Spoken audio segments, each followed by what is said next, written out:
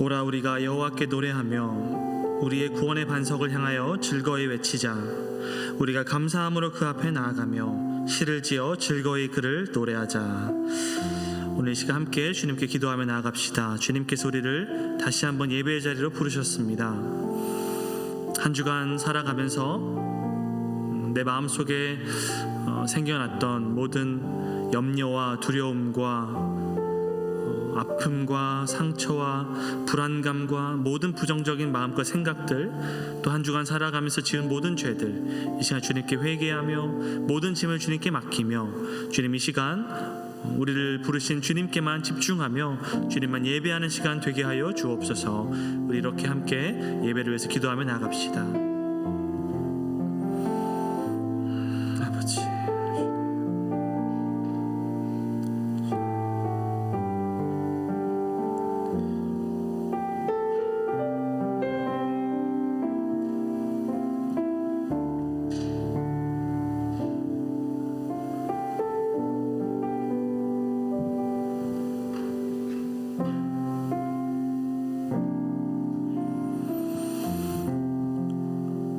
사랑과 은혜가 충만하신 주님 감사합니다. 하나님, 우리가 이 시간 주님의 부르심에 응답하여 주님을 예배하기 위해 이곳에 모였습니다. 하나님, 우리의 마음을 열어주시고 성령님 우리의 마음을 주장하여 주셔서 이 시간 주의 말씀이 우리 가운데 새겨지게 하여 주시고, 주는 우리 하나님이시오 우리는 주의 백성인 아버지 언약이 주님과 우리의 관계가 다시 한번 확인되고 새롭게 되는 복된 예배 시간 되게 도와주시옵소서. 감사드리며 거룩하신 예수님의 이름으로 기도합니다. 아멘. 우리 함께 일어나서 우리의 신앙을 고백하며 주님께 나아갑니다. 전능하사 천지를 만드신 하나님 아버지를 내가 믿사오며 그 외아들 우리 주 예수 그리스도를 믿사오니 이는 성령으로 잉태하사 동정녀 마리아에게 나시고 본디오 빌라도에게 고난을 받으사 십자가에 못 박혀 죽으시고 장사한 지 사흘 만에 죽은 자 가운데서 다시 살아나시며 하늘에 오르사 전능하신 하나님 우편에 앉아 계시다가 저리로서 산자와 죽은 자를 심판하러 오시리라. 성령을 믿사오며 거룩한 공예와 성도가 서로 교통한 것과 죄를 사하여 주시는 것과 몸이 다시 사는 것과 영원히 산 것을 믿사옵나이다. 아멘.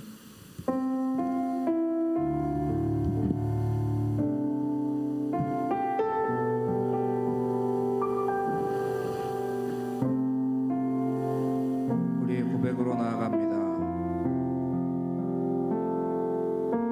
주님과 함께하는 이 고요한 시간, 주님의 보좌 앞에 내 마음을 쏟네.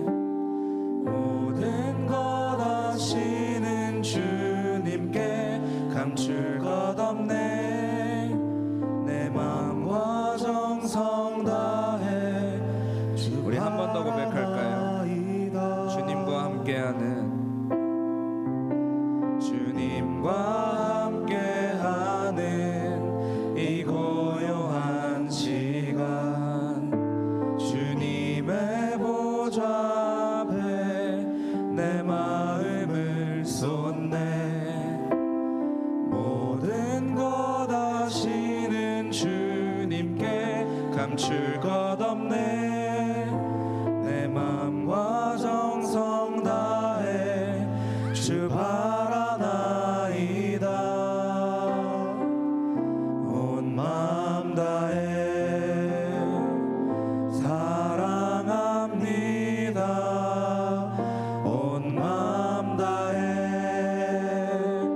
주 알기 원하네. 내 모든 삶 당신 것이니 주만 섬기니 온 마음 다해. 주님과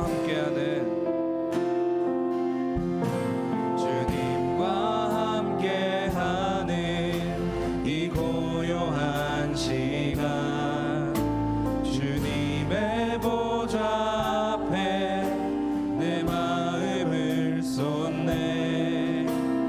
모든 것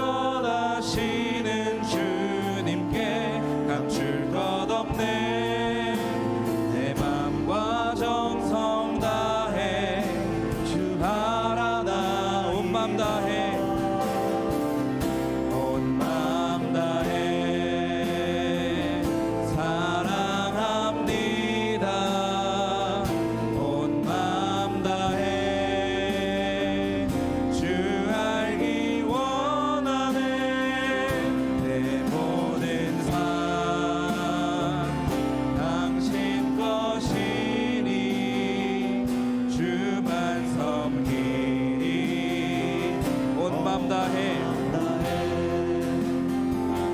온 마음 다해 사랑합니다. 온 마음 다해 주 알기 원하는 내 모든 삶 당신 것이니 주만 섬기리. 내 모든 삶 내 모든 삶 당신 것이니 주만 섬기리. 온 마음 다해. 아멘.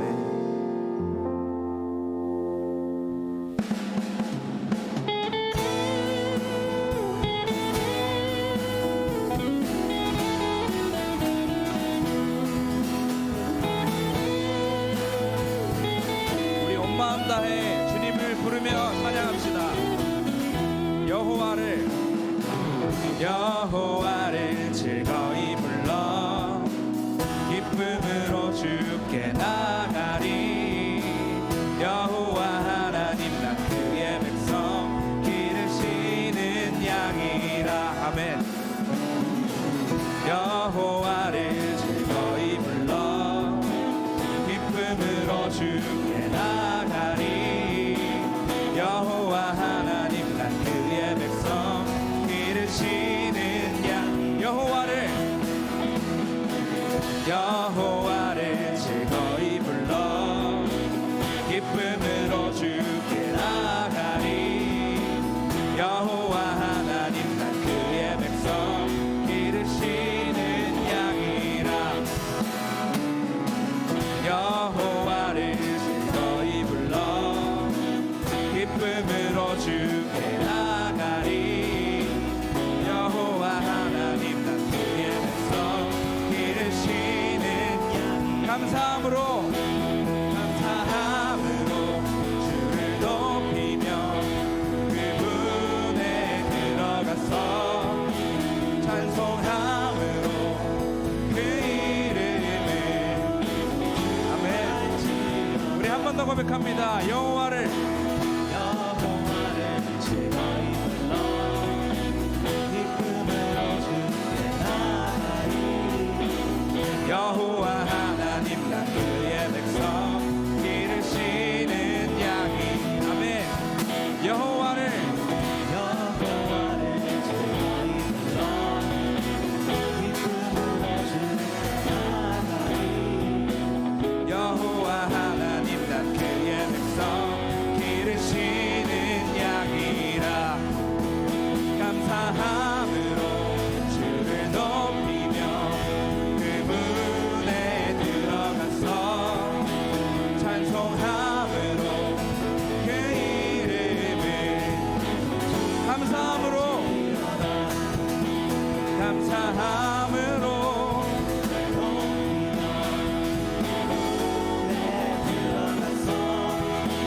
찬송함으로 그 이름을. 주의 선함과 주의 선함과 인자하심이 영원하고 주의 성실하심이 주의 성 대대에 미치리로다.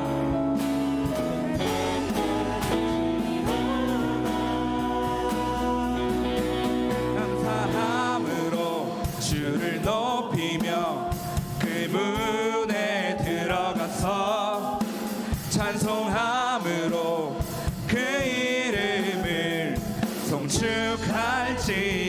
감사함으로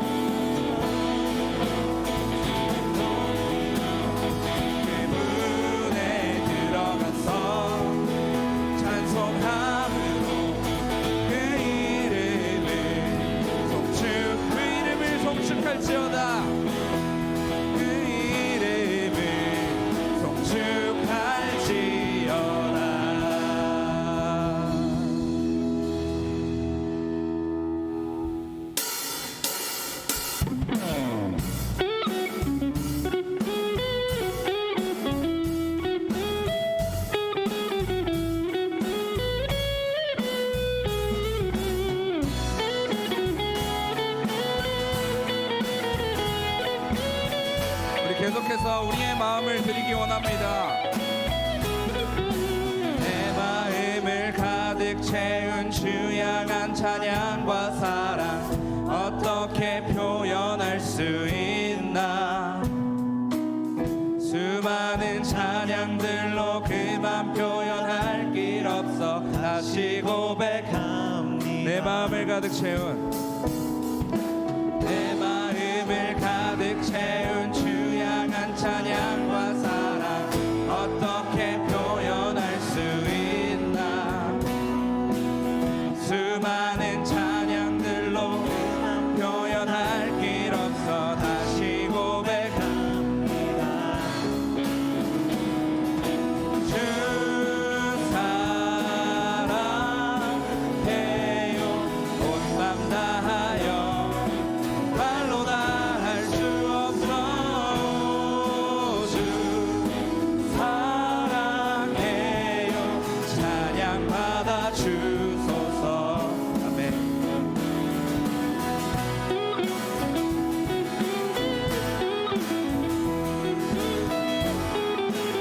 우리 가사를 생각하시면서 2절로 찬양합니다. 수많은 멜로디와 찬양들을 드렸지만 다시 고백하기 원하네. 주님은 나의 사랑 중심 되시오니 주를 찬양합니다. 주 사랑합니다. 주 사랑해요. 온 맘 다하여 말로 다 할 수 없어. 주 사랑해요. 주 사랑해요. 주 사랑해요. 온 맘 다하여 말로 다 할 수 없어.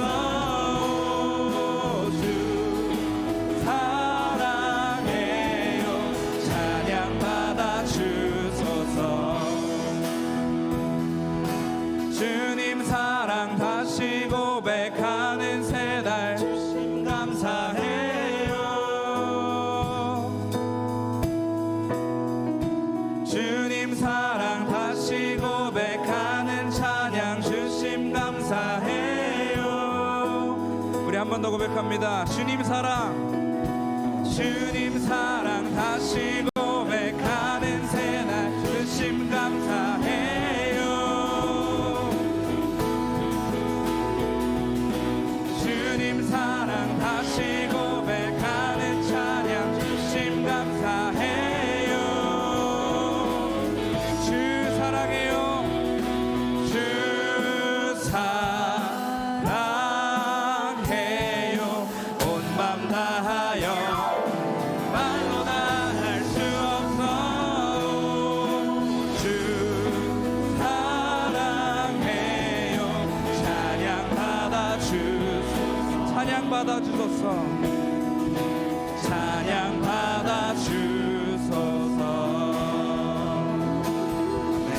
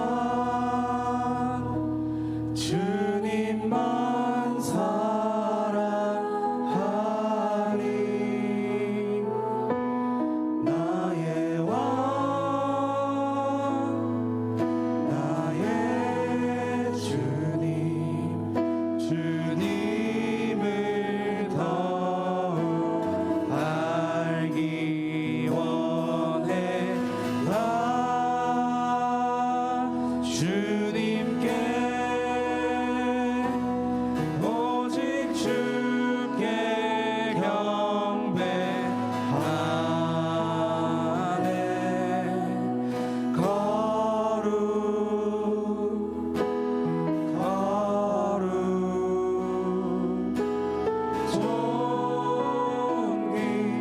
존귀하신 주 사랑합니다.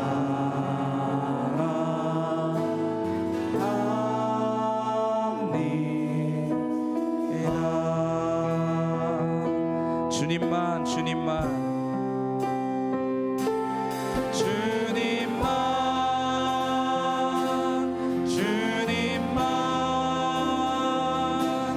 주님만 사랑하리.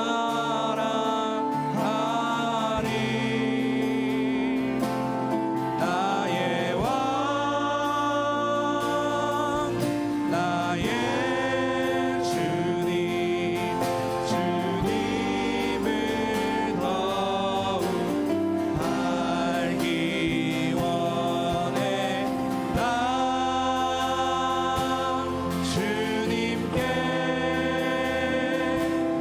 오직 주께 경배하. 주님은 거룩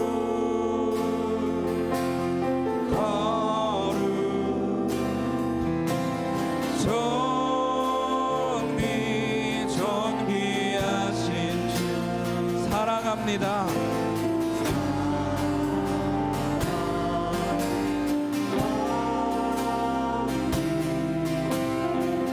주님만 주님만 주님만 주님만 사랑하리. 나의 왕 나의 주님 주님을 더욱 알기 원해. 나 주님께 오직 주께 경배하. 우리 주님은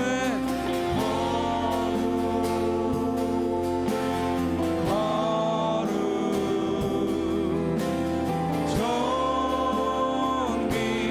존귀하신 주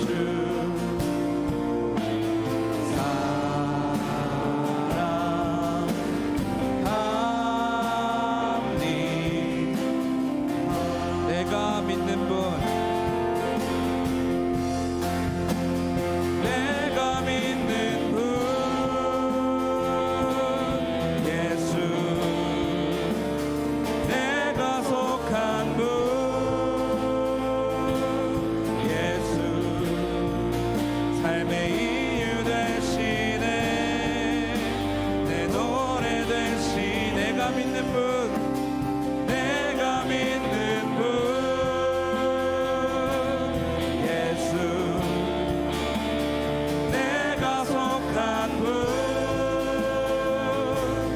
예수 삶의 이유 되시네. 내 노래 되시. 전심으로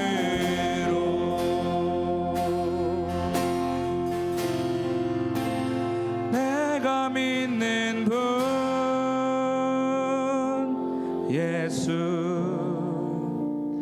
내가 속한 분 예수 삶의 이유 되시네. 내 노래 되시네. 전심으로. 아멘. 우리 함께 기도할까요? 우리 이 시간 또 고백한 대로 기도하기 원합니다. 주님, 오로지 내 삶에 주님만 드러나길 원합니다. 주님, 내 삶의 이유 되시며 노래 되시는 그 주님, 내가 그 주님만을 사랑하기 원합니다. 주님이 이미 주신 사랑에 감격하지 못하며 그것에 만족하지 못하고 다른 것을 바라보고 있음을 우리가 이 시간 고백하기 원합니다. 고백하여서 주님, 내가 오로지 주님만을 사랑하겠노라고 고백하는 이 예배 시간이 되고 나의 삶의 고백이 되길 원합니다. 주님, 내 마음을 받아주시옵소서. 나의 온 마음을 드립니다. 주님, 우리가 이 시간 이러한 마음으로 기도합시다. 기도합니다. 주님, 감사합니다. 주님, 내가 주님 앞에 주님을 사랑하겠노라고 고백하며 나왔습니다. 주님, 그러나 내 마음은 주님을 바라보지 못하고 오로지 주님만을 찬양하지 못하는 하나님, 내 마음을 돌아봐 주시옵소서. 하나님, 내 마음을 불쌍히 여겨주시고 주님, 오로지 주님만을 사랑하겠노라는 하나님, 나의 고백이 오로지 주님을 향한 고백임을 하나님, 그렇게 됨을 하나님, 내가 소망하고 그렇게 살길 내가 믿음으로 간구합니다. 주님, 오로지 주님의 사랑이 드러나는 그 사랑만을 찬양하는 하나님, 나의 삶이 될 수 있도록 하나님, 그러한 예배가 될 수 있도록 주님, 이 자리에 모인 우리 모두를 다스려 주시옵소서.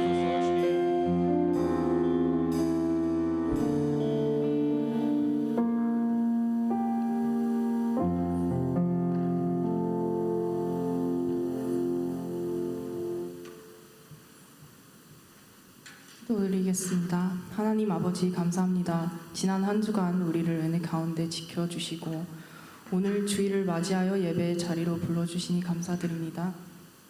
우리 청년부가 금요 힘투어십을 통해서 목사님과 함께 예배에 대해서 배워가는 중인데, 진정한 예배, 그리고 우리를 위한 예배가 아닌 하나님이 기뻐하실 예배가 어떤 모습일지 깊게 생각하며 배우며 살아갈 수 있는 청년부가 될 수 있게 도와주세요. 오늘 이 시간에도 하나님의 말씀을 들을 준비를 하며 우리의 세상적인 우상들을 내려놓고 온전히 주님만을 예배 드릴 수 있는 그런 시간이 되길 기도드립니다. 오늘 말씀을 전하실 정미로 목사님과 함께 하시고 우리가 오늘 찬양했듯이 주님만 사랑하는, 오직 주께 경배하는 그런 청년들이 되길 원합니다. 앞으로도 우리 영생교회 청년부가 말씀을 더욱 가까이 하고 그 뜻을 진심으로 알아갈 수 있도록 도와주시옵소서. 감사드립니다. 이 모든 것 예수님의 이름으로 기도드립니다. 아멘.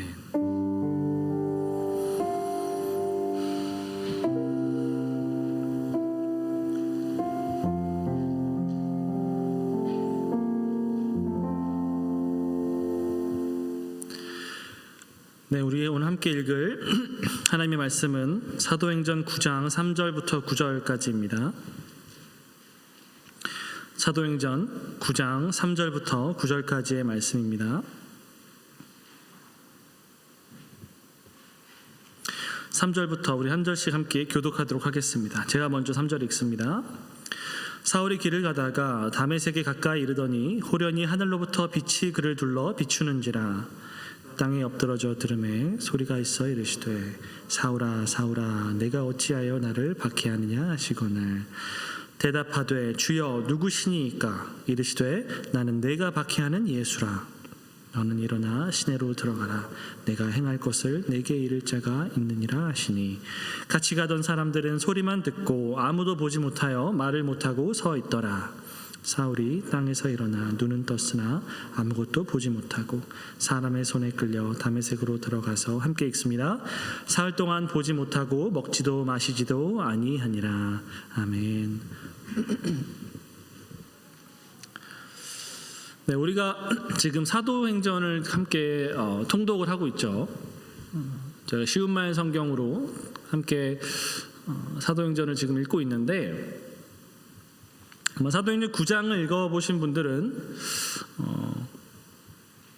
어떤 생각을 하셨을지 좀 궁금합니다. 사실 사도행전 9장에 나오는 이 사도 바울의 이 회심 사건이라고 하죠. 회심, conversion 스토리죠. 회심 사건인데, 이 사도 바울의 이 회심은 모든 기독교 역사상 모든 이제 회심 중에 가장 잘 알려진 회심 사건이기도 하고요. 어떻게 하면 사람이 이렇게 하루아침에 바뀔 수 있을까 하는 생각이 들 만큼 참 놀라운 일이기도 합니다. 우리가 사도행전 9장 사실 8장부터 시작이죠. 8장 마지막 부분부터 이제 사도 바울, 그러니까 이때는 아직은 이제 사도 바울은 아니고 이제 사울이죠. 이 사울의 모습이 나타나기 시작하는데, 사울이 어떤 사람인가를 좀 보면, 여러분 9장 1절 2절을 보시면 이렇게 되어 있어요. 사울이 주의 제자들에 대하여 여전히 위협과 살기가 등등하여 대제사장에게 가서 다메섹 여러 회당에 가져갈 공문을 청하니, 이는 만일 그 도를 따르는 사람을 만나면 남녀를 막론하고 결박하여 예루살렘으로 잡아오려 함이라. 뭐라고 되어 있죠? 사울이 주의 제자들에 대하여 위협과 살기가 등등하다라고 되어 있어요. 살기가 뭔지 여러분 잘 아시나요? 살기, 사람을 죽이려고 하는 어떤 기운이라고 생각하면 되겠죠. 살기가 등등했다라는 말은 정말로 이 예수 믿는 자들, 이 예수쟁이들 내가 다 잡아서 다 죽여버리겠다라고 하는 이 기세가 아주 등등한 사람이었다라는 거예요. 이게 성경이 우리에게 처음 알려주는 사울의 모습입니다. 그리고 여러분, 이 사람이 어떤 사람이냐면, 본인이 직접 대제사장에게 가서 내가 다메섹과 여러 회당에 가져갈 공문을 나에게 줬으면 좋겠다. 내게 이 공문을 주면 내가 다메섹까지 가서 그 도를 따르는 사람들, 이 예수를 따르는 사람들을 내가 찾아가지고 전부 다 결박해서 예루살렘으로 데리고 오겠다. 그러니까 이 사람은 대제사장이 먼저 불러서 임무를 맡긴 사람이 아니라 본인이 자원한 사람이었습니다. 자진 입대, 주여 내가 여기 있나이다, 그런 식인 거죠. 내가 여기 있으니 나를 보내소서, 내가 예수 믿는 자를 다 잡아오겠습니다. 본인이 스스로 이니셔티브를 가지고 본인이 예수 믿는 자를 잡아 죽이겠다. 내가 교회를 핍박하고 진멸해버리겠다. 이 예수 운동, 이 기독교 운동 내가 싹을 도려내겠다 라고 살기가 등등했던 사람이에요. 그리고 다메섹은요, 사실 쉽게 말하면 외국이에요. 외국이에요. 유대인들이 일반적으로 사는 지역이 아니라 이방 지역이란 말이에요. 그러면은 사도 바울, 사울은 어떤 사람, 자꾸 사도 바울이라고 부르요. 지금 사울이죠. 이 사울은 어떤 사람이냐면 예수 믿는 자를 잡아 죽이겠다고 자진해서 나선 선교사였던 거예요. 유대교의 선교사. 나를 보내소서, 내가 외국에까지 가서 이 이단들, 이 예수민들을 다 잡아 죽이겠습니다. 그렇게 자진하고 자원했던, 교회를 핍박하고 교회를 진멸하려고 했던 사람이었어요. 그래서 훗날 바울이 자기의 이때의 모습을 회고하면서 다시 떠올리면서 이렇게 고백을 합니다. 여러분, 사도행전 26장 9절부터 12절까지 바울의 말을 한번 보겠습니다. 나도 나사렛 예수의 이름을 대적하여 많은 일을 행하여야 될 줄 스스로 생각하고 예루살렘에서 이런 일을 행하여 대제사장들에게 권한을 받아가지고 많은 성도를 옥에 가두며 또 죽일 때에 내가 찬성 투표를 하였고, 또 모든 회당에서 여러 번 형벌하여 강제로 모독하는 말을 하게 하고 그들에 대하여 심히 격분하여 또 외국 성에게까지 가서 박해하였고 그 일로 대제사장들의 고난과 위임을 받고 다메섹으로 갔나이다. 이렇게 교회를 핍박하는 데 앞장섰고 선봉에 섰던 사람이, 여러분 오늘 본문을 사도행전 9장을 지나면서 여러분 20절에 가면, 9장 20절에 가면 어떤 행동을 하냐면 이런 행동을 합니다. 즉시로 각 회당에서 예수가 하나님의 아들이심을 전파하니. 사람이 정말 180도가 바뀐 거죠. 내가 예수 믿는 자를 다 잡아 죽이겠다, 자기가 자원해서 나섰던 이 사람이 9장이 채 끝나기도 전에, 9장 절반쯤 지났을까요? 그때가 되면은 이미 회당에서 예수는 하나님의 아들이다 전파하며 다니는 사람으로 변하게 되었다라는 거예요. 어떻게 사도 바울은 이렇게 하루아침에 완전히 바뀔 수 있었을까요? 그가 바뀐 이 모습이 너무나도 달라서, 너무나도 믿을 수 없을 정도로 너무 바뀌어가지고 누구도 사실 사울의 이 회심을 쉽게 받아들이고 믿지 못했어요. 유대교인들도 마찬가지일 것이고, 사실 그리스도인들조차도, 예수의 제자들조차도 아니 저 사울 우리를 다 잡아 죽이던 사람 아닌가, 저 사람이 갑자기 예수님을 믿게 되었다고 저거는 분명히 거짓말이고 저거는 분명히 예수 믿는 자를 색출하기 위해서 연기하는 걸 거야. 거짓 소문을 낸 걸 거야 라고 사울을 쉽게 믿지 못했습니다. 그래서 사실 실제로 바울이 이 공동체에 들어가기까지 바나바라고 하는 사람의 도움이 필요하기도 했고요. 또 시간이 상당히 필요하기도 했어요. 그만큼 그의 회심은 레디컬한 회심이었다는 거예요. 교회의 핍박자이자 박해를 가하는 사람에서 본인이 직접 박해를 받는 사람으로 변하게 되었다는 거죠. 그가 어떻게 이렇게 변하게 되었을 수 있었을까요? 그가 예수를 만났기 때문이죠. 그가 예수를 만났기 때문이고, 그가 부활하신 예수님을 만나게 되면서 그의 마음에 믿음이 생겨났기 때문입니다. 다시 말해서 정말 믿을 수 없을 정도로 놀라운 사도 바울의 이 회심을 우리가 무엇으로 설명할 수 있을까? 그것은 부활하신 예수님을 만난 그의 마음에 참된 믿음이 생겨났다라고 밖에는 설명할 수가 없는 것입니다. 사람의 인생을 이렇게까지 바꿀 수 있는 능력이 어디에 있는가? 바로 참된 믿음의 능력이라는 것이죠. 참된 믿음의 능력이 아니고서는 설명할 수 없는 것이 사울의 회심이에요. 그렇기 때문에 사랑하는 우리 영상의 청년 여러분, 오늘 우리는 함께 참된 믿음이란 무엇인가? 성경이 말하는 참된 믿음이란 무엇이고, 도대체 그 참된 믿음이 무엇이길래 이렇게 놀라운 능력을 가지고 있는가? 그리고 그렇다면 나에게는 참된 믿음이 있는가? 참된 믿음이라는 것이 이렇게 놀라운 능력을 가지고 있는 것이라고 한다면 나에게는 과연 참된 믿음이 있는 것인가? 한번 돌아보는 시간을 가졌으면 좋겠습니다. 우리 종교 개혁자들 중에 우리가 잘 아는 사람이 존 칼빈이라고 하는 사람이 있습니다. 그분은 기독교 강요라는 책에서 믿음을 이렇게 정의합니다. 제가 칼빈이 참된 믿음을 어떻게 정의하는지를 한번 읽어드릴게요. 한번 화면 한번 띄워주시고요. 제가 영어로 한번 읽어드리고 한글로도 한번 읽어드릴게요.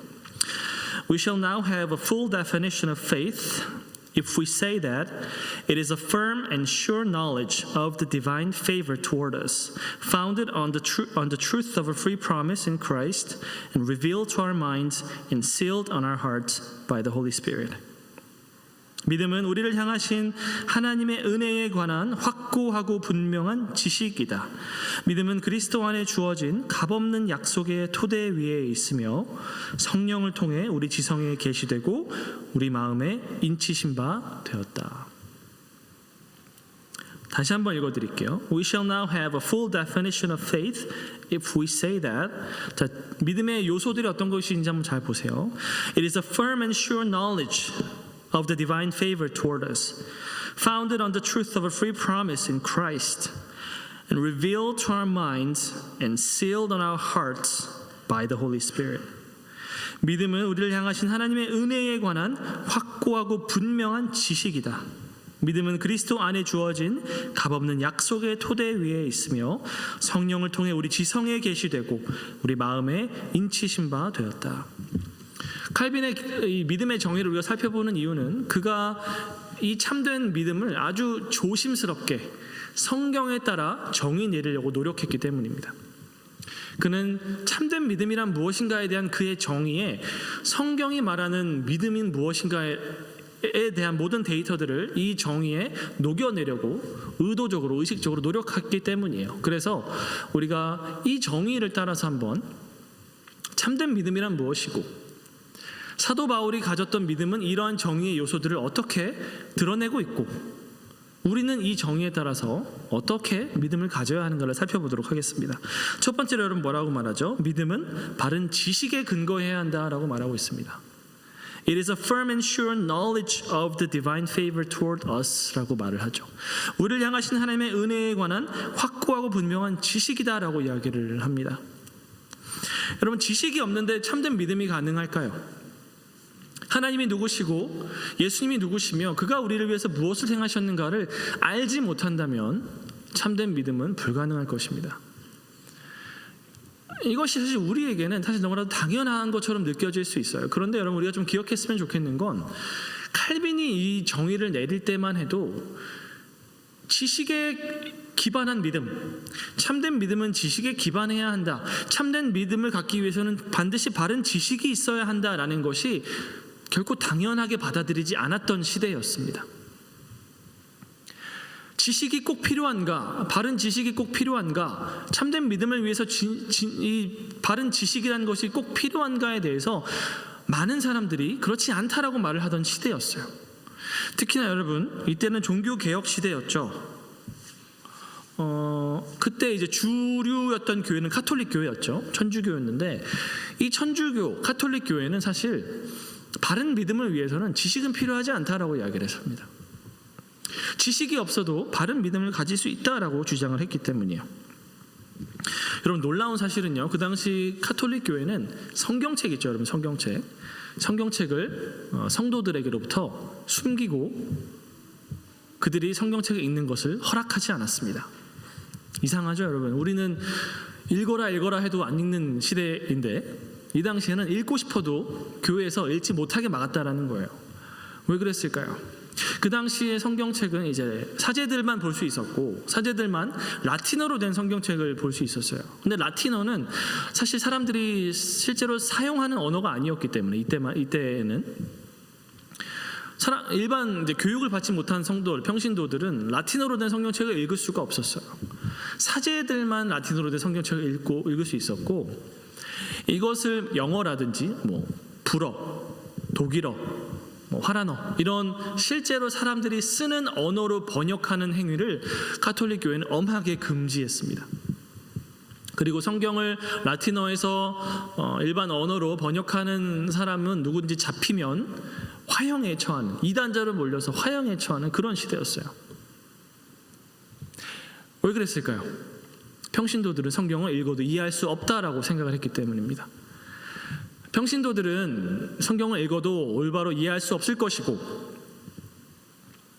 그렇기 때문에 그들이 성경책을 읽게 되면 오히려 오해만 하고 이단만 생겨나기 때문에 평신도들은 성경을 읽기보다는 성경을 멀리하고 사제들의 가르침대로 믿음 생활하면 된다. 교회가 가르쳐주는 대로, 사제들이 가르쳐주는 대로 그냥 성경책은 읽지 말고 교회에서 가르쳐주는 대로 사제들만 잘 따라서 신앙생활하면 된다.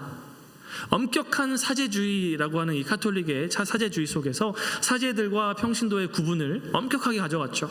그러면서 일반 성도들은 사제들의 가르침만 잘 따르면 된다. 그리고 성경책은 사제들에게 주신 것이고, 평신도에게는 하나님이 또 책을 주셨는데, 그 책이 뭐냐면 이 성당에 가득한 이 성화들, 그리고 조각상들, 그림들, 이런 것들이 하나님이 평신도들에게 주신 성경책이다라고 이야기를 했습니다. The book for the unlearned 라 그랬어요. 교육받지 못하고 무식하고 무지한 자들을 위해서 하나님이 주신 책은 성경책이 아니라 성화와 조각상이기 때문에 너희들은 이런 그림이나 보고 조각상이나 보면서 경건한 마음을 가지고 사제들의 가르침대로 신앙생활하면 된다. 이러한 신앙을 가톨릭은 implicit faith라고 했습니다. 맹목적인 믿음, implicit faith.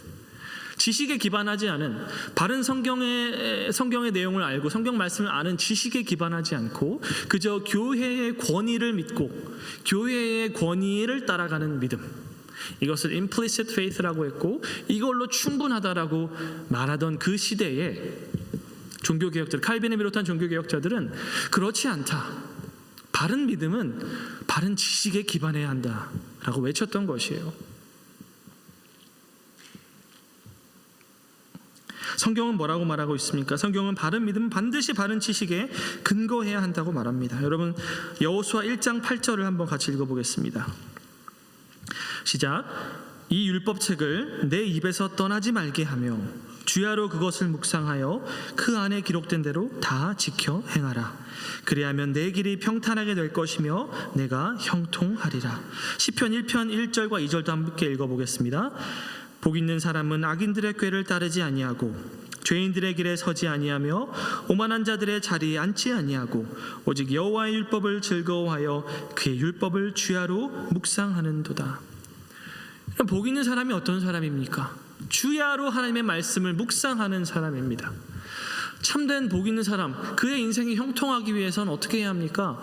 율법책을 가까이 하고 그 안에 기록된 대로 다 지켜 행하는 사람이 하나님께 복을 받는 사람이라고 성경은 분명히 말하고 있어요. 성경책은 멀리해야 복을 받는 것이 아니고요, 성경책을 멀리해야 형통해지는 것이 아니라, 성경책을 멀리해야 복 있는 사람인 것이 아니라, 말씀을 가까이 하고 그 말씀이 말씀하고 있는 것이 무엇인가, 그 말씀을 통하여서 하나님이 내게 말씀하시는 그 말씀을 듣고 묵상하고 생각하고 실천하는 사람이 복 있는 사람이고, 그렇기 때문에 반드시 우리의 믿음은 참된 지식에 근거해야 한다고 말하고 있는 거예요.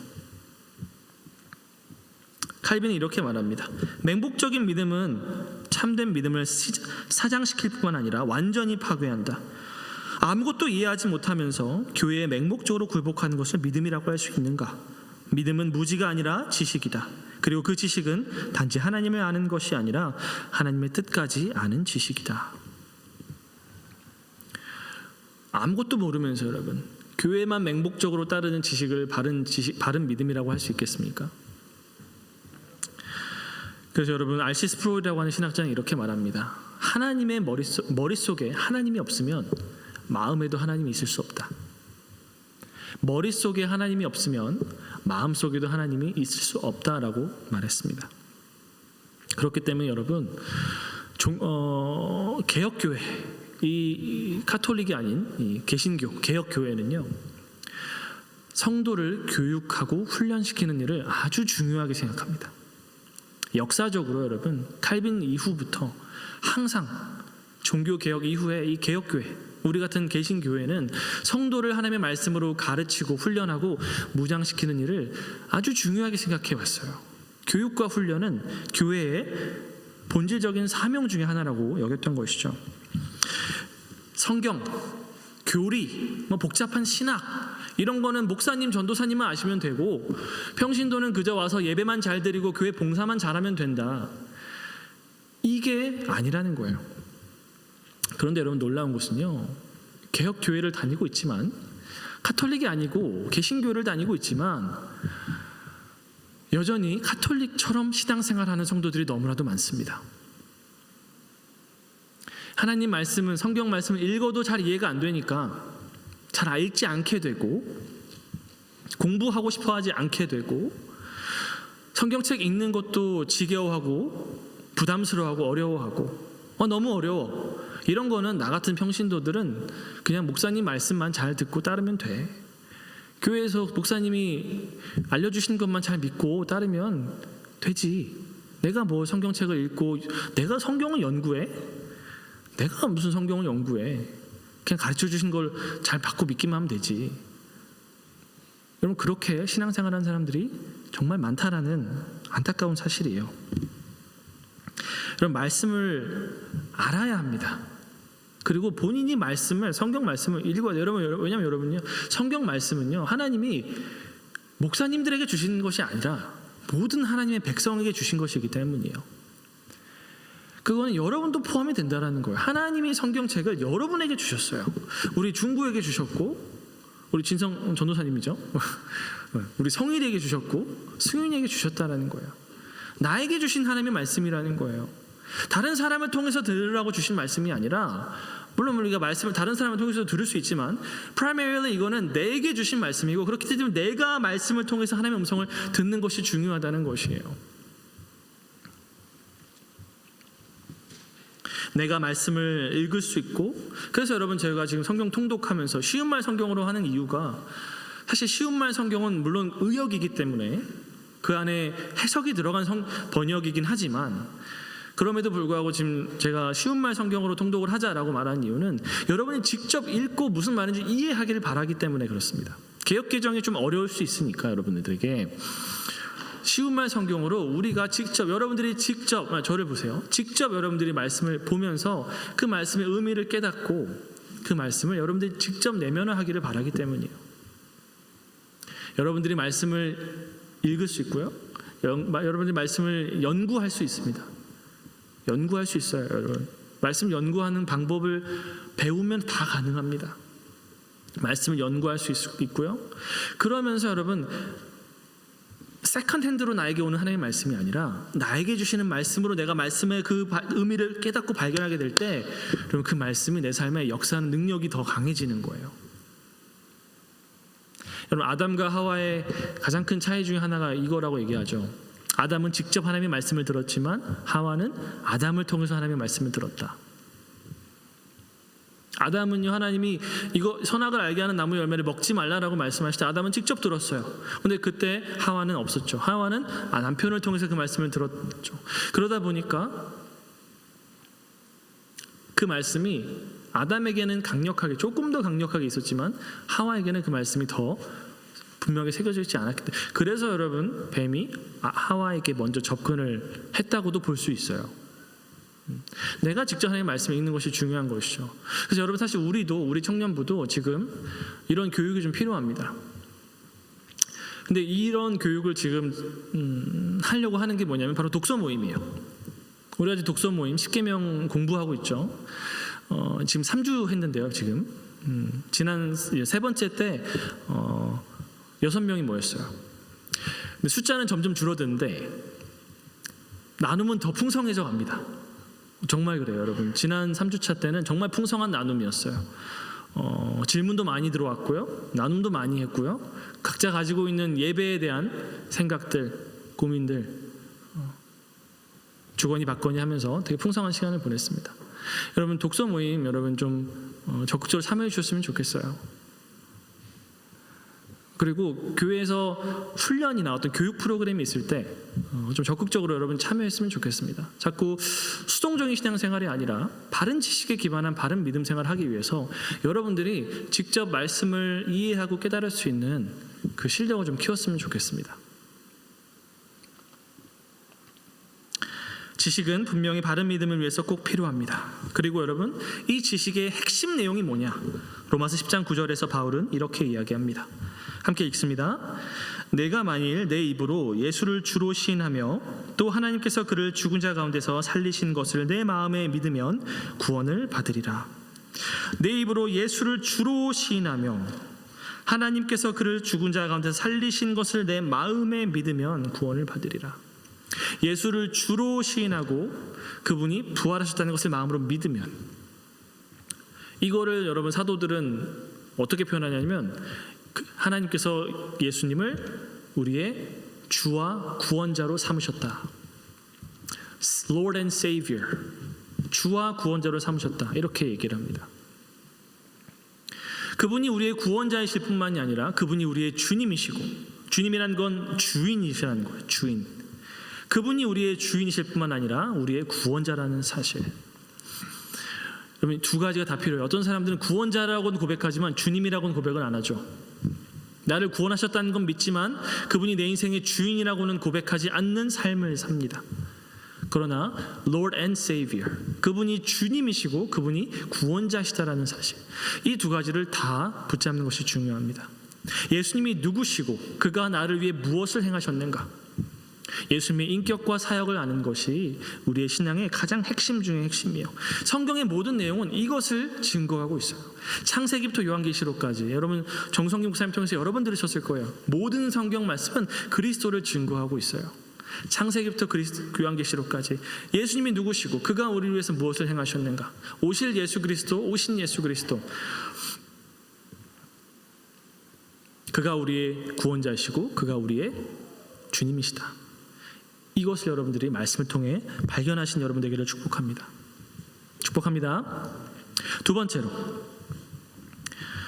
지식에 이어서 뭐가 더 필요할까요? 여러분, 사실 지식만 가지고는, 물론 지식이 너무나도 중요하다고 제가 말씀드렸습니다만, 문제는 지식만 가지고는 충분하지 않다라는 거예요. 여러분 한번 생각해 보세요. 지식은 있지만 바른 믿음이 아닌 사람들이 어떤 사람들이 있을까요? 두 종류의 사람들이 떠오르는데요. 한 종류의 사람들은 믿음이 없는 신학자들. 신학자들은 성경을 많이 공부하죠. 근데 믿음이 없는 분들이 있어요. 그냥 성경을 어떤 고대 문헌으로, 하나의 역사처럼 문서로 이제 연구하는 그런 역사가들, 그런 믿음이 없는 불신 신학자들이 있어요. 그런 분들은 성경을 많이 연구하고 성경에 뭐라고 되어 있는지는 빠삭하게 알지만 믿음이 없죠. 또 어떤 사람들이 있을까요? 이단들이 있습니다. 이단들. 그럼 어쩔 때는 이단들이 우리보다 성경을 더 잘하는 것처럼 느껴질 때가 있지 않습니까? 왜냐하면 그들은 체계적으로 교육을 받기 때문이에요. 보통 이단들의 주 타겟은 성경을 잘 모르는 기존교회 성도들이거든요. 그러니까 이제 그들은 성경을 모르는 기존교회 성도를 만나면 이런 질문을 하면 된다. 그러면 그들이 어떻게 답할지 모를 거다. 이런 교육을 막 받습니다. 그래서 막 공부하기 때문에 오히려 어쩔 때는 우리보다 성경을 더 잘하는 것처럼 느껴질 때가 있어요. 그러나 이단들이기 때문에 참된 믿음을 가졌다고 말할 수 없죠. 그럼 여러분, 지식만 가지고는 부족하다면 두 번째는 뭐가 있어야 됩니까? 마음의 동의가 있어야 됩니다. 내가 가지고 있는 그 지식에 대해서 마음으로 동의가 이루어져야 돼요. 불신신학자들처럼 혹은 이단들처럼 성경이 이렇게 말하고 있지만 나는 믿지 않는다가 아니라 성경이 이렇게 말하고 있고 나는 이것이 사실이고 진리라는 사실을 내 마음에 동의하고 믿습니다 라고 하는 지식과 마음의 동의가 합해져야 되는 거예요. 여러분 이해가 되십니까? 그저 성경이 뭐라고 말해요? what의 내용만 중요한 게 아니라 내가 그것을 믿는다라고 하는 그 마음의 동의가 일어나야 된다는 거예요. 근데 여러분, 우리가 성경의 지식을 알기도 하고요, 그것이 사실이고 나에게 유익하고 필요하다는 것을 동의하지만 그럼에도 불구하고 참된 믿음이 아닐 수 있어요. 지식도 있고 동의도 있지만 참된 믿음이 아닐 수 있어요. 대표적인 예가 누굽니까? 마귀입니다. 마귀. 여러분, 마귀는요, 지식도 있어요. 하나님이 어떤 분이신가에 대한 지식이 있어요. 그리고 그거에 대한 마음의 동의도 있습니다, 여러분. 그런데 하나님을 믿지 않아요. 여러분, 야고보서 2장 19절에 보면 이렇게 말합니다. 내가 하나님은 한 분이신 줄을 믿느냐? 잘 아는도다 귀신들도 믿고 떠느니라. 여러분, 귀신들도 하나님이 누구신지 알아요? 여러분, 복음서를 보면은 예수님이 오시면 귀신들이 막 외치죠.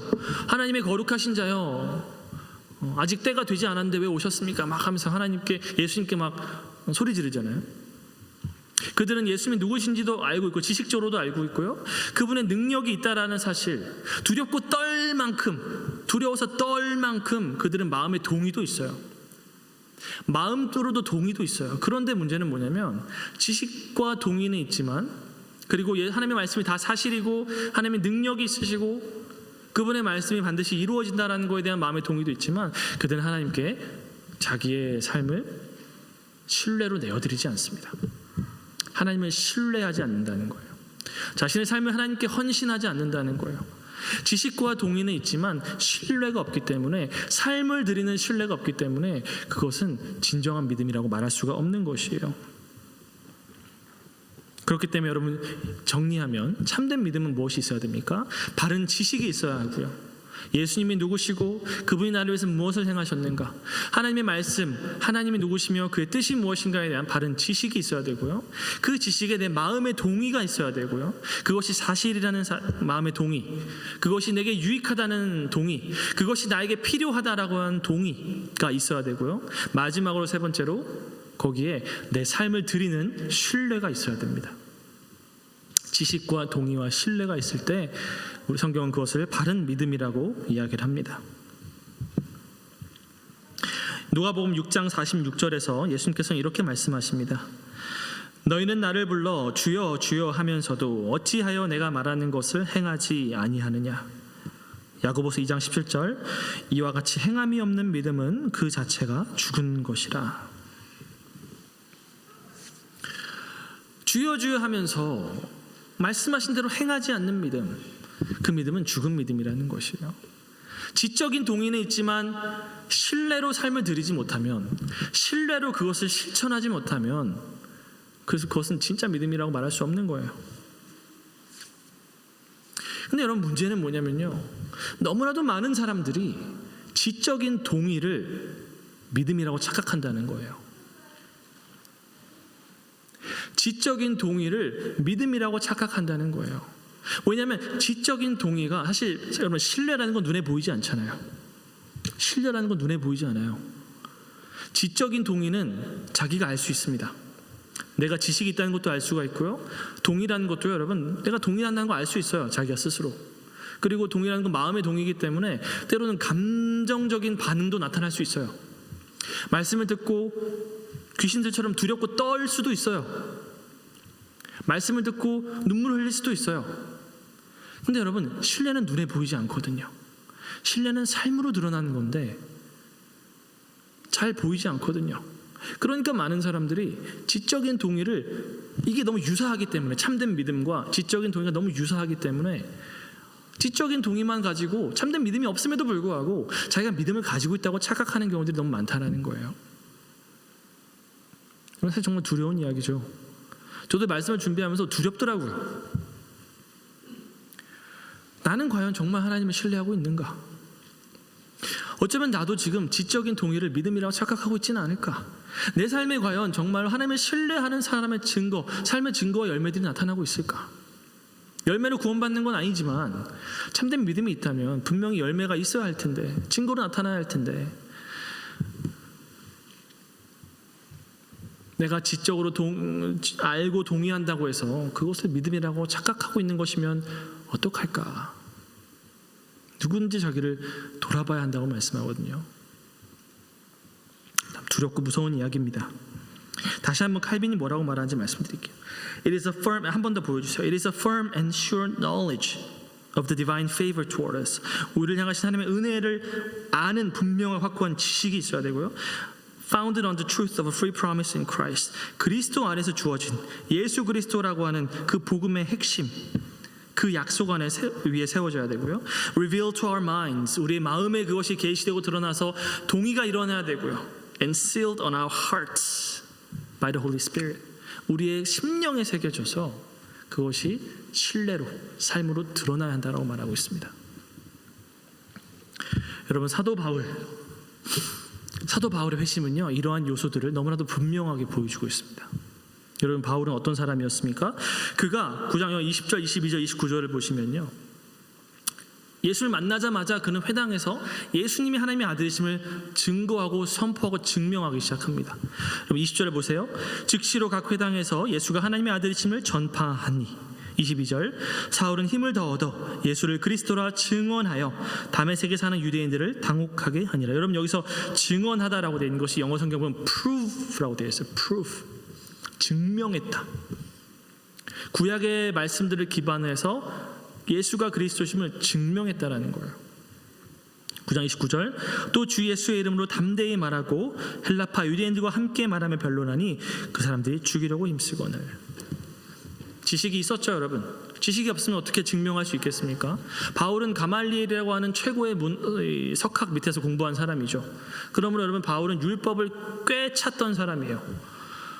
바울이 뭐라고 하죠? 나는 우리 바리새파 중에서도 가장 엄한 교훈을 받았다. 바리새파 중에서도 가장 엄한 교육을 받았대요. 그래서 율법으로는 흠이 없는 사람이었다고 자기가 스스로 이야기를 합니다. 구약을 너무나도 잘 알고 있었고 율법을 너무나도 잘 알고 있었던 사람이 예수를 만나니까 그의 삶에 이 모든 생각의 모든 퍼즐들이 다 조각이 연결되기 시작하는 거죠.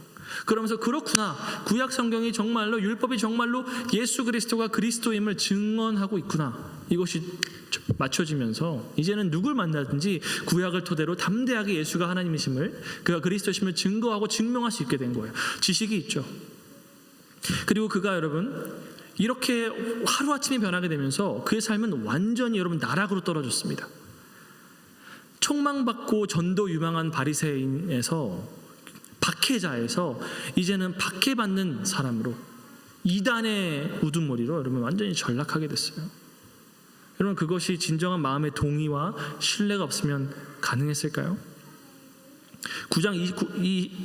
사도행전 9장에서만 해도요, 여러분 벌써 2번이나 사도 바울은 죽음의 위협을 넘깁니다, 여러분. 아니, 예수 믿은 지 얼마나 됐다고 2번이나 여러분 죽을 뻔한 위기를 하나님이 살려주신다니까요.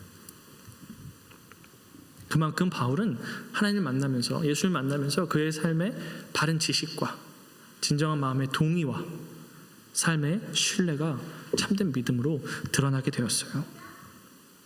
사도행전 9장에서 그는 살기등등한 박해자로 시작하지만 9장의 끝에서 그는 예수의 이름으로 인해 2번이나 생명의 위협을 당하는 복음 전파자가 됩니다. 사도행전 20장 23절과 24절 바울의 고백을 한번 보겠습니다. 함께 읽겠습니다.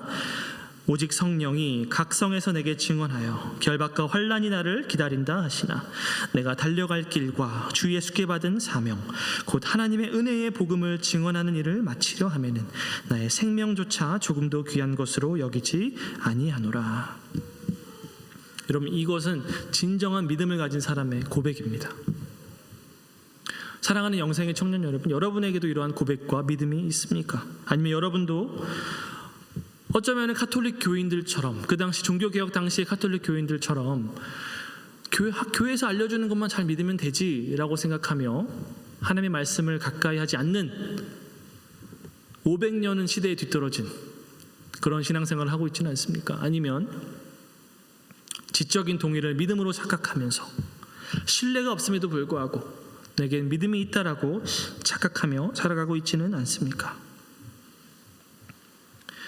지적인 동의는 진짜 믿음과 유사해서 많은 사람들이 자기를 속이며 살아가고 있습니다. 그러나 그들은 자기가 버림받았다는 사실을, 자기에게 영생이 없다는 사실을 깨닫지 못합니다. 가짜 믿음을 진짜 믿음으로 착각하고 있기 때문입니다. 그러므로 사랑하는 여러분, 지식과 동의와 신뢰를 여러분의 마음속에 하나로 결합하시기를 축복합니다. 그리고 여러분 돌아보시길 바랍니다. 과연 내 삶에는 정말로 바른 지식과 동의와 신뢰가 있는가? 성경이 말하는 바른 믿음이 정말 내 안에 있는가를 돌아보시면서 과연 내 삶은 주여 주여 하면서도 말씀하신 것을 행하지 않는 삶은 아닌가? 내 믿음은 사랑으로 표현되고 있는가? 여러분 돌아보시길 바랍니다. 그래야 요한복음 20장 27절에서 말씀하신 것처럼 믿음 없는 자가 되지 말고 믿는 자가 되라라고 말씀하시는 주님의 말씀처럼 여러분들이 참된 믿음을 가진 예수님의 제자를 되기를 주님의 이름으로 진정으로 진심으로 축복합니다. 아멘. 함께 기도하겠습니다. 우리 시간 주신 말씀 가지고 함께 기도합시다. 하나님, 내 마음에 참된 지식과 마음의 동의와 진정한 신뢰를 허락하여 주시옵소서. 그리하여 믿음 없는 자가 아니라 믿음 있는 자가 될 수 있도록 도와주옵소서. 우리 이렇게 함께 주님께 기도하며 나아갑시다. 기도합시다. 아버지 주님, 우리에게 믿음을 더하여 주시옵소서. 주님,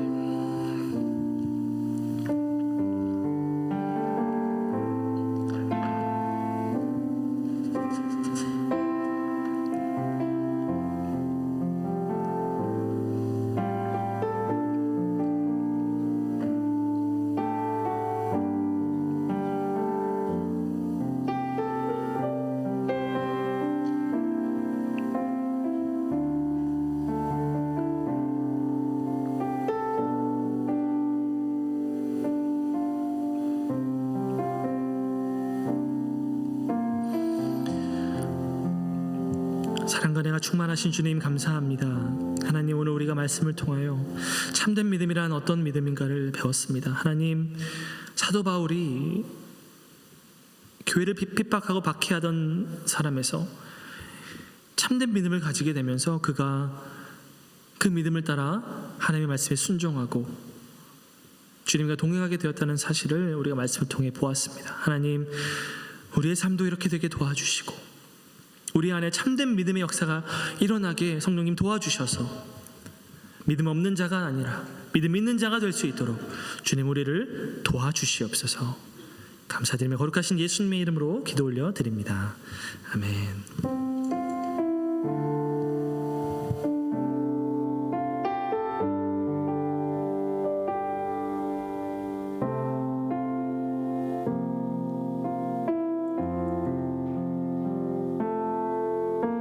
주님과 함께하는 이 고요한 시간, 주님의 보좌 앞에 내 마음을 쏟네.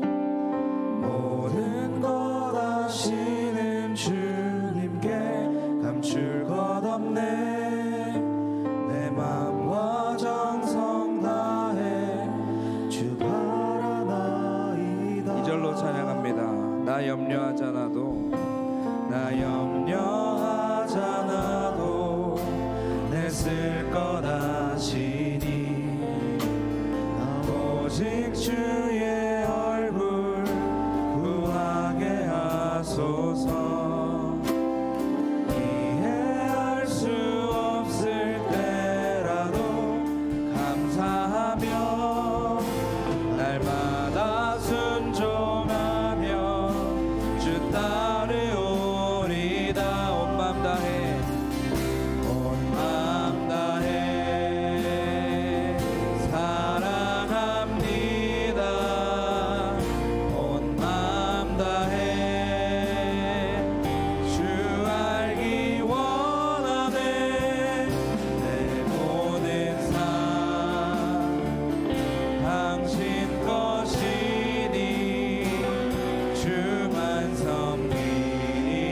맘 다해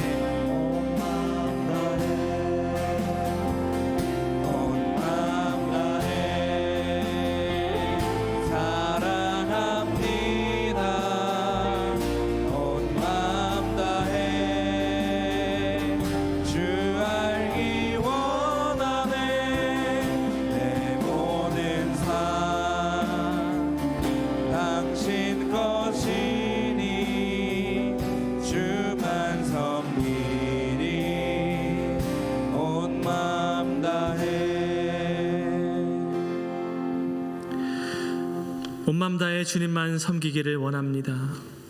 다 이해할 수 없을 때라도 주님을 신뢰하며 주님의 말씀을 따라가기를 원합니다.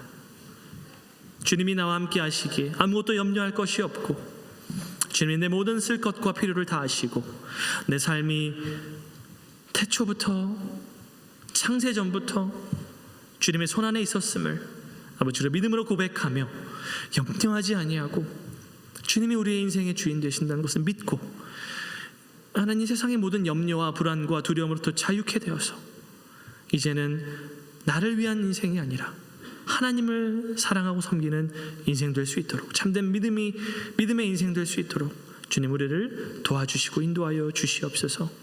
이러한 믿음의 고백으로 주님께 물질로 주님께 헌금으로 나아오는 우리 지체들 하나님 기억하여 주시고 이들의 믿음의 고백을 받아주시고 모든 쓸 것과 필요를 충만히 채워 주시옵소서. 이제는 우리 주 예수 그리스도의 은혜와 하나님 아버지의 극진하신 사랑과 성령 하나님의 믿음 주시고 감동하시고 감화하시는 은혜가 바른 지식 위에 참된 지식 위에 동의와 신뢰를 주님께 내어드리며 이제는 믿음 없는 자가 아니라 믿음 있는 자로 살아가기로 결단하며 다짐하며 소망하며 기도하는 우리 모든 영생의 청년들과 그들의 삶 위에 이제부터 영원토록 함께 계시기를 간절히 축원하옵나이다. 아멘.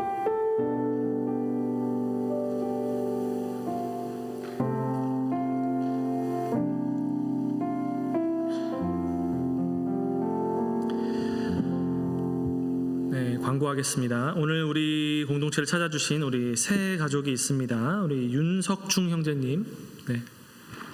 잠시 나갔습니까? 아유, 네, 어떻게 또 알고, 네, 여러분 많이 축복해 주시고 환영해 주시길 바랍니다. 광고하겠습니다. 3월 금요 모임 안내합니다. 돌아오는 금요일에는 힘투어십 한 번 더 이번 달은 5주차이기 때문에 한 번 더 힘투어십 진행하고요. 31일 날은 여러분들이 기다리던 볼링 교체를 하도록 하겠습니다. 네, 많이 참여해 주시고 주일 BBQ 광고 드리겠습니다. 우리 부장 집사님의 후원으로 3월 26일 날 주일 날 이제 순 모임이 끝나고 나서 함께 바베큐 파티를 교회에서 할 예정입니다. 우리 집사님께 감사한 마음으로 함께 참여해 주시면 좋겠고요. 그리고 이제 뭐 버너나 가위 같은 거 여러분 가져와 주시기로 하신 분들 꼭 잊지 말고 챙겨와 주시면 감사하겠습니다. 축구 교제하고 있습니다. 축구 좋아하시는 분들 누구나 환영이고요. 주변에 이것도 저희 사실 축구 선교회입니다. 축구 선교회니까 축구를 좋아하는 믿지 않는 친구들 많이 데려와 주시면 좋겠습니다. 이번 주 쉬운 말 성경 통독은 사도행전 12장부터 16장까지 진행해 주시면 감사하겠습니다. 네, 광고 마쳤고요. 즐거운 순모임 되시기를 바랍니다.